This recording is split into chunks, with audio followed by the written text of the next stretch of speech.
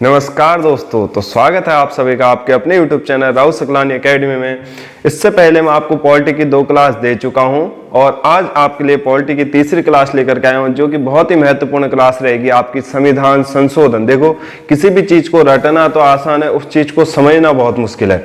तो मैं आज समझाते हुए चलूंगा आपको वो चीजें और खुद दिमाग में बैठ जाएंगी कि क्या है क्या नहीं है करके। महत्वपूर्ण संविधान संशोधन जितने भी हैं मैं आपको सभी कवर करा दूंगा। इससे बाहर आपके एग्जाम में कुछ भी नहीं आएगा। तो समझते हुए चले, पढ़ते हुए चले साथ साथ में, ठीक है। और नोट्स प्रॉपर बनाते हुए चलना आप सभी, और ज्यादा से ज्यादा लोगों को ये शेयर करो, खुद भी लाइक करो, कमेंट करो, बताया करो कि क्लास कैसी लग रही है, ठीक। तो आज पढ़ेंगे हम संविधान संशोधन। जिस संविधान संशोधन, ठीक है, तो संविधान संशोधन को हमने ले कहां से रखा है। क्वेश्चन आता है कि संविधान संशोधन को हमने किस देश से ग्रहण कर रखा है। तो संविधान संशोधन लिया गया है साउथ अफ्रीका से। संविधान संशोधन कहां से लिया गया है, तो संविधान संशोधन को लिया गया है साउथ अफ्रीका से। संविधान संशोधन की चर्चा कौन से भाग में है, तो संविधान संशोधन की जो चर्चा है वो है भाग 20 में। और कौन सा आर्टिकल संविधान संशोधन की चर्चा देता है, आर्टिकल 368। कौन से भाग में, भाग 20 में। कहां से लिया गया है, तो ये लिया गया है साउथ अफ्रीका से। याद करते हुए चलो, कहां से ले रखा है, साउथ अफ्रीका से संविधान संशोधन की चर्चा ली गई है। और संविधान संशोधन की चर्चा भाग 20 में, और आर्टिकल कौन सा है, 368। आर्टिकल कौन सा, 368।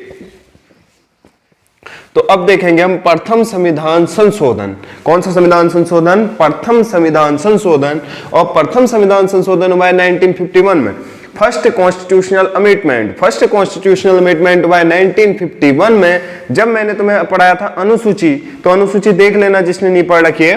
तो मैंने बताया था मूल संविधान में अनुसूचियों की संख्या हुआ करती थी 8, लेकिन वर्तमान समय में अनुसूचियों की संख्या है 12। और 9वीं अनुसूची जो है, 9वीं अनुसूची को जोड़ा है हमने किसके तहत, तो 9वीं अनुसूची को जोड़ा गया फर्स्ट कॉन्स्टिट्यूशनल अमेंडमेंट 1951 के द्वारा। और यह संबंधित थी किससे, भूमि सुधार से संबंधित थी। एक बार फिर से रिक्वेस्ट करूंगा बच्चों, जिसने भी नहीं देख रखी अनुसूची और प्रस्तावना पक्का देख लेना, वहां से हर पेपर में एक ना एक क्वेश्चन बनता ही है।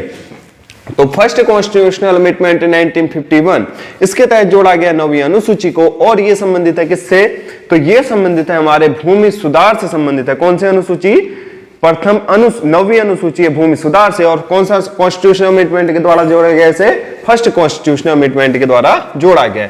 इसके बाद दूसरा जो हम संविधान संशोधन पढ़ेंगे वह है 7वां संविधान संशोधन। तो 7वां संविधान संशोधन हो रखा है 1956 में। यह संबंधित है राज्य पुनर्गठन आयोग से। जो हमारी भाषा के आधार पर राज्य गठित किए जा रहे थे उससे संबंधित है, राज्य पुनर्गठन आयोग से संबंधित है। कौन सा संविधान संशोधन, 7वां संविधान संशोधन। कब हो रखा है, 1956 में। देखो, राज्य पुनर्गठन आयोग का ही अन्य नाम है फजल अली आयोग। कौन सा आयोग है, फजल अली आयोग। जो राज्य पुनर्गठन आयोग है इसका गठन किया गया था फजल अली की अध्यक्षता में, इसीलिए इसको अन्य नाम दिया गया फजल अली आयोग। और इसका गठन किया गया था 1953 में। याद रखना, क्वेश्चन बहुत बार पूछा गया है, 56 से लगा देते हो आंसर, ठीक है। तो फजल अली आयोग या राज्य पुनर्गठन आयोग का जो गठन किया गया था वो किया गया था 1953 में। और इसने अपनी रिपोर्ट जो सौंपी थी वो सौंपी थी 1956 में। 3 साल लग गए, गठन हो चुका है 1953 में फजल अली की अध्यक्षता में, रिपोर्ट सौंप रखी है 1956 में। और संबंधित है कौन सा, राज्य पुनर्गठन आयोग। राज्य पुनर्गठन आयोग या फजल अली आयोग का गठन 1953 में किया गया। और यह संबंधित है किससे, राज्य पुनर्गठन आयोग से, यानी राज्यों को बनाने से संबंधित है। जब राज्य पुनर्गठन आयोग का गठन किया गया था तो इस टाइम पे हुआ करते थे 14 राज्य प्लस 6 केंद्र शासित प्रदेश। 14 राज्य और 6 केंद्र शासित प्रदेश हुआ करते थे। राज्य पुनर्गठन आयोग के बाद ही गठन हो रखा है राज्यों का। और वर्तमान समय में राज्यों की संख्या कितनी है, 28। और हमारे केंद्र शासित प्रदेशों की संख्या कितनी है, 8 है। और राज्य पुनर्गठन आयोग का गठन किया गया था 1956 में। किसकी अध्यक्षता में, फजल अली की अध्यक्षता में। गठन 1953, रिपोर्ट सौंपी गई है 1956 में। इस समय पर राज्यों की संख्या 14 और कितने केंद्र शासित प्रदेश, 6 केंद्र शासित प्रदेश।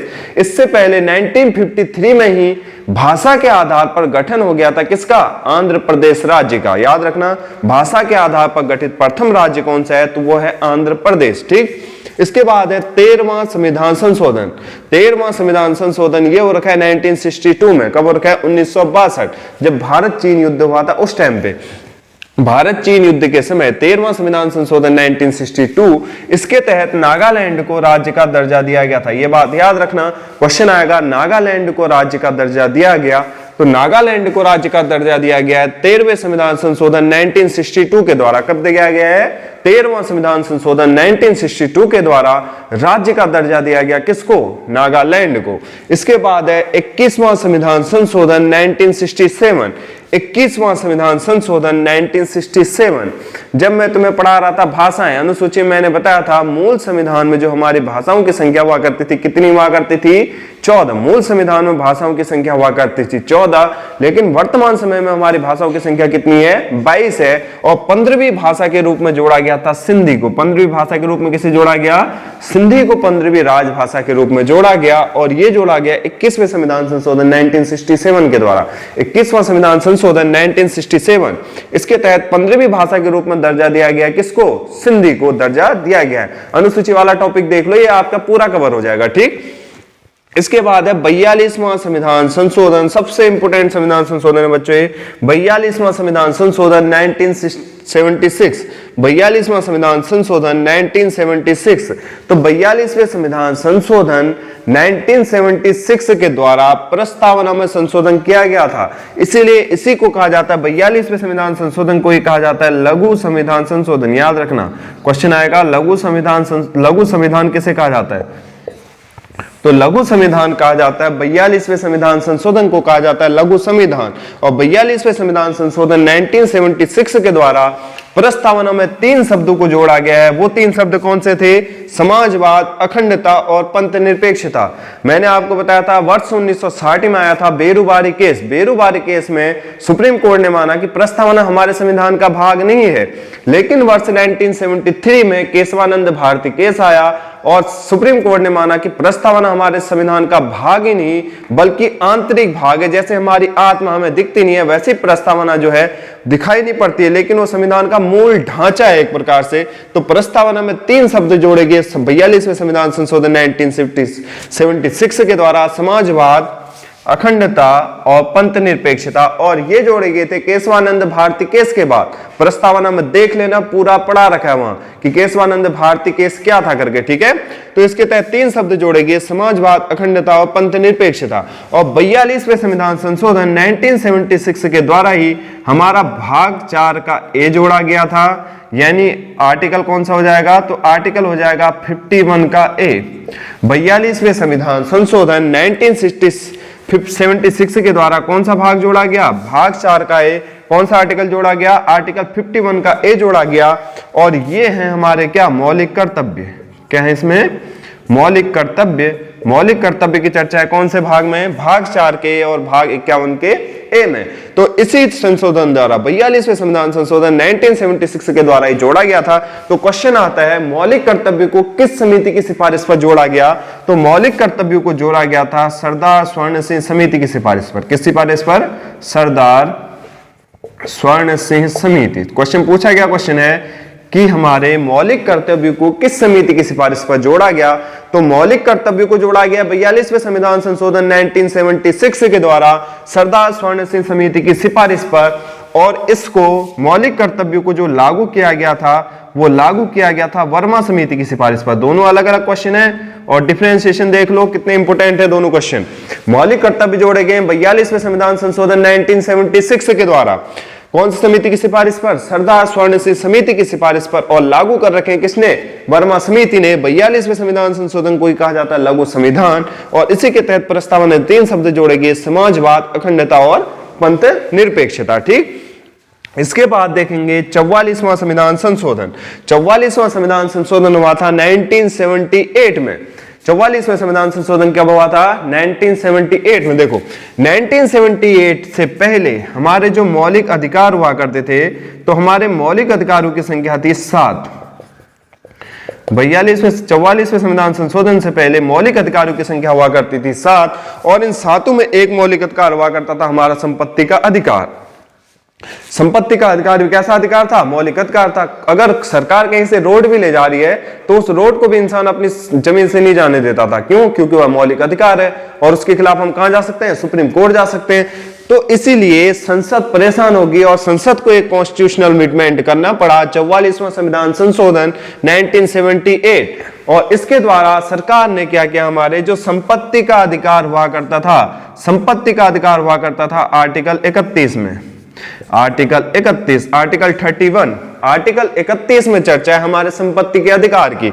तो संपत्ति के अधिकार को मौलिक अधिकार की श्रेणी से हटाकर बना दिया गया हमारा कानूनी अधिकार, या फिर कभी कानूनी ऑप्शन बना दे के विधिक अधिकार दे देता है। विधि मतलब होता है कानून, विधिक अधिकार या कानूनी अधिकार बना दिया गया और संपत्ति के अधिकार को डाल दिया गया आर्टिकल 300 के ए में। किसमें डाल दिया गया है? आर्टिकल 300 के ए में। पहले किसमें हुआ करता था? आर्टिकल 31 में। तो क्वेश्चन है, संपत्ति का अधिकार पहले हुआ करता था, मौलिक अधिकार कौन से आर्टिकल में चर्चा थी? आर्टिकल 31 में चर्चा थी। लेकिन 44वें संविधान संशोधन 1978 के द्वारा संपत्ति के अधिकार को मौलिक अधिकार से हटाकर बना दिया गया कानूनी अधिकार, और वर्तमान में किस आर्टिकल में डाल दिया गया है? आर्टिकल 300 के ए में डाल दिया गया है। आगे देखते हैं 52वां संविधान संशोधन 1985। 52वां संविधान संशोधन कब हुआ है? तो 52वां कॉन्स्टिट्यूशनल अमेंडमेंट हुआ है 1985 में। जब मैं पढ़ा रहा था तो मैं 10वीं अनुसूची, याद करो मैंने कहा था 10वीं अनुसूची है दल बदल से संबंधित, और 10वीं अनुसूची को जोड़ा गया था 52वां संविधान संशोधन 1985 के द्वारा। दल बदल कानून संबंधित है, 1985 में जोड़ा गया है 10वीं अनुसूची को 52वां संविधान संशोधन। अनुसूची वाला टॉपिक एक बार जरूर देखें, उसमें आराम से समझ में आ जाएगा आपको दल बदल कानून कब लगता है, कब नहीं लगता है, किस कारण लगाया जाता है और किन के ऊपर नहीं लगता है। ठीक है, तो उसके लिए पूरी वीडियो देखना अनुसूची वाली, तो आपको कवर हो जाएगा। प्रस्तावना देख लो पूरी वीडियो, तो 2 नंबर वहां से फिक्स कर लो आप अपने। ठीक, तो 52वां संविधान संशोधन हुआ है 1985 में, 10वीं अनुसूची को जोड़ा गया और किससे संबंधित है? दल बदल कानून से संबंधित है। इसके बाद है 61वां कॉन्स्टिट्यूशनल अमेंडमेंट 1989, 61वां संविधान संशोधन 1989। तो 61वें संविधान संशोधन 1989 के द्वारा वोट डालने की उम्र को कम किया गया था। क्यों? क्योंकि पहले वोट डालने की उम्र हुआ करती थी 21 साल और वर्तमान में कितने साल कर दी गई है? 18 साल। तो वोट डालने की उम्र, क्वेश्चन आएगा, वोट डालने की उम्र को 21 वर्ष से घटाकर 18 वर्ष कब किया गया?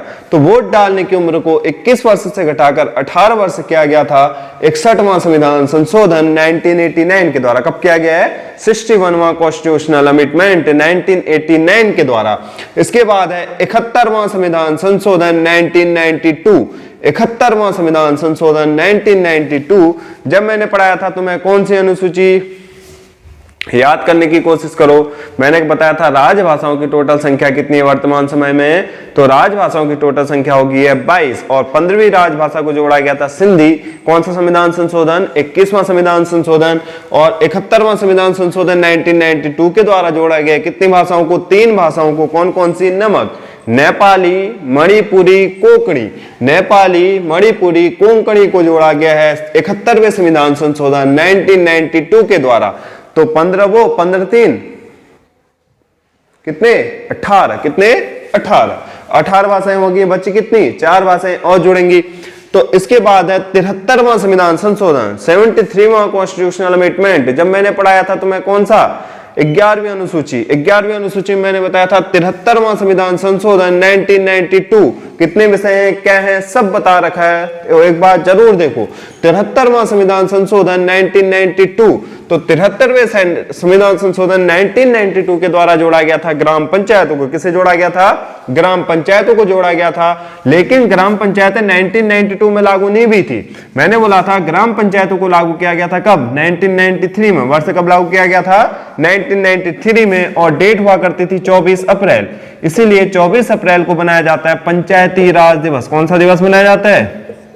पंचायती राज दिवस। 24 अप्रैल से ग्राम पंचायतों को लागू किया गया, इसीलिए 24 अप्रैल को बनाया जाता है पंचायती राज दिवस। लेकिन संविधान संशोधन हुआ है 73वां 1992 में, और 73वां संविधान संशोधन लागू कब हुआ? तो ये हुआ है 1993 में। ठीक, इसके बाद है 74वां संविधान संशोधन, ये हुआ है 1992 में, और 74वां संविधान संशोधन के तहत जोड़ा गया नगर पंचायतों को। 74वें कॉन्स्टिट्यूशनल अमेंडमेंट के द्वारा जोड़ा गया किसको? तो ये जोड़ा गया नगर पंचायतों को। किसे जोड़ा गया? नगर पंचायतों को जोड़ा गया है। 73 के द्वारा जोड़ा गया ग्राम पंचायतों के। लेकिन संविधान संशोधन देखो दोनों कब हुए हैं?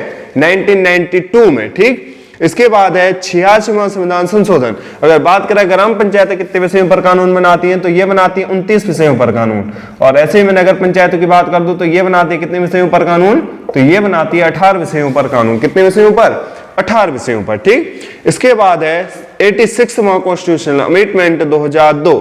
तो 86वां संविधान संशोधन 2002 के तहत जोड़ा गया आर्टिकल 21 का ए, बहुत इंपोर्टेंट है बच्चों।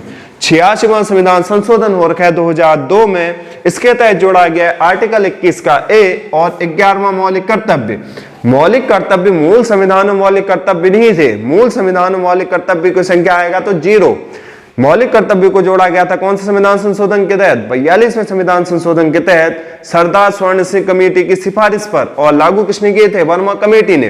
तो जब लागू किए गए थे उस टाइम पे मौलिक कर्तव्य की संख्या हुआ करती थी 10, लेकिन 86वें संविधान संशोधन 2002 के द्वारा जोड़ा गया 11वां मौलिक कर्तव्य। और वर्तमान में मौलिक कर्तव्य की जो संख्या है वो कितनी है, 11। और इसी के तहत जोड़ा गया आर्टिकल 21 का ए, ये आर्टिकल कहते हैं और मौलिक कर्तव्य कहता है 6 से 14 वर्ष के बच्चों को निःशुल्क शिक्षा का प्रावधान।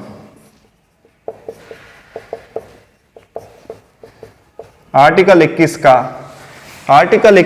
ए और 11वें मौलिक कर्तव्य में चर्चा है 6 से 14 वर्ष के बच्चों के लिए निःशुल्क शिक्षा का प्रावधान, ठीक है। आर्टिकल 21 का ए और 11वां मौलिक कर्तव्य क्या कहता है कि 6 से 14 वर्ष के जितने भी बच्चे हैं उनके लिए स्कूल में जो फीस होगी वो फ्री होगी। किताबें देखोगे गवर्नमेंट स्कूल में फ्री दी जाती हैं, कपड़े पहनने के लिए दिए जाते हैं, मिड डे मील योजना के तहत खाना भी दिया जा रहा है। वर्तमान में तो मिड डे मील योजना का नाम भी चेंज कर दिया गया है। जब मैं करंट वाली क्लास लेके आऊंगा तो बताऊंगा आपको, ठीक। इसके बाद है 89वां संविधान संशोधन 2003। तो 89वें कॉन्स्टिट्यूशनल अमेंडमेंट 2003 के द्वारा जोड़ा गया आर्टिकल 338 का ए। याद रखो 89वां संविधान संशोधन, 89वां संविधान संशोधन हुआ है 2003 में और 89वें संविधान संशोधन 2003 के द्वारा जोड़ा गया 338 का ए। यानी 338 में किस बात की चर्चा है, क्वेश्चन पूछा गया था, शायद से उतरा, हाँ पटवारी में पूछा गया था कि आर्टिकल 338 में किसकी बात की चर्चा है। तो आर्टिकल 338 कहता है एससी आयोग। आर्टिकल 338 में किस बात की चर्चा है, तो आर्टिकल 338 कहता है एससी आयोग की चर्चा। एससी आयोग और एसटी आयोग 2003 से पहले एक ही हुआ करते थे, लेकिन 89वां संविधान संशोधन किया गया 2003 में और इसके तहत एक आर्टिकल 338 का ए जोड़ दिया गया। और आर्टिकल 338 के ए में चर्चा है किस बात की, तो आर्टिकल 338 के ए में चर्चा है एसटी आयोग की। किसकी चर्चा है, एसटी आयोग की। और 338 कहता है किसकी चर्चा, एससी आयोग की चर्चा है। कौन सा संविधान संशोधन, 89वां संविधान संशोधन। कब हो रखा है, 2003 में हो रखा है। क्या जोड़ा गया, आर्टिकल 338 के ए को जोड़ा गया है। इसके बाद है 92वां संविधान संशोधन 2003 और 92वें संविधान संशोधन 2003 के द्वारा जोड़ी गई हैं 4 भाषाएं। वर्तमान में 18 हो गई थी जितनी मैं पढ़ा चुका हूं संविधान संशोधन के तहत। मूल संविधान में 14, 21वां संविधान संशोधन के तहत 15 और इसके बाद मैंने बोला कौन सा संविधान संशोधन नमक को, 71वां संविधान संशोधन 1992 के द्वारा नेपाली, मणिपुरी और कोंकणी को जोड़ा गया है। और 92वें संविधान संशोधन 2003 के द्वारा 4 भाषाएं जोड़ी गई है। 4 भाषाएं कौन सी हैं, बोडो, डोगरी, मैथिली, संथाली। 4 भाषाएं कौन सी जोड़ी गई हैं, बोडो, डोगरी, मैथिली, संथाली। तो वर्तमान समय में राजभाषाओं की संख्या कितनी हो गई है, 22 हो गई है। ये जोड़ा गया 92वें संविधान संशोधन 2003 के द्वारा। अब है 97वां कॉन्स्टिट्यूशनल अमेंडमेंट, ये भी हो रखा है 2003 में। और 97 में कौन नहीं, 2003 में नहीं हो रखा बच्चों, ये अभी बताता हूं मैं कमेंट में पिन कर दूंगा, ठीक है। ये हो रखा है 97वें कॉन्स्टिट्यूशनल अमेंडमेंट के तहत जोड़ी गई हैं सहकारी समितियां। 97वें कॉन्स्टिट्यूशनल अमेंडमेंट के तहत क्या जोड़ा गया है, तो 97वें कॉन्स्टिट्यूशनल अमेंडमेंट के तहत जोड़ा गया है सहकारी समितियों को। किसे जोड़ा गया है, सहकारी समितियों को जोड़ा गया 97वें कॉन्स्टिट्यूशनल अमेंडमेंट के तहत। इसके बाद हुआ था 100वां संविधान संशोधन 2015 में और 100वें संविधान संशोधन 2015 के द्वारा 3 बीघा कॉरिडोर से संबंधित है। जो 3 बीघा कॉरिडोर भारत ने दान दिया था बांग्लादेश को, भारत ने जो 3 बीघा कॉरिडोर बांग्लादेश को दान दिया उसके लिए संविधान संशोधन किया गया। कौन सा संविधान संशोधन, 100वां संविधान संशोधन। और यह किया गया कब, 2015 में नरेंद्र मोदी जी के टाइम पे बांग्लादेश को दिया गया था 3 बीघा कॉरिडोर और ये दिया किसने था, भारत के द्वारा। ये ले लो, स्क्रीनशॉट ले लो इसकी। तो दोस्तों आज के लिए हम अपनी क्लास को यहीं विराम देते हैं। कल को मैं जितने भी संविधान संशोधन बचे हुए हैं, जो महत्वपूर्ण टॉपिक हैं और जो मेन है महत्वपूर्ण, वो कल को मैं लेके आऊँगा आपके सामने। तो आप इस वीडियो को बहुत ज़्यादा प्यार दीजिए और कभी भी वीडियो पूरी देखा करिए, क्योंकि जब तक वीडियो खत्म नहीं होती देखोगे कोई फायदा नहीं है बच्चों। क्या पता कोई महत्वपूर्ण टॉपिक मैं बताऊं और वही एग्जाम में आ जाए, वहीं पर आपने ना देखी हो। तो पूरी वीडियो देखना। आज की वीडियो यहीं पर समाप्त करते हैं, कल आपके साथ में यहीं पर जुड़ूंगा इससे आगे। तो जय हिंद, जय भारत।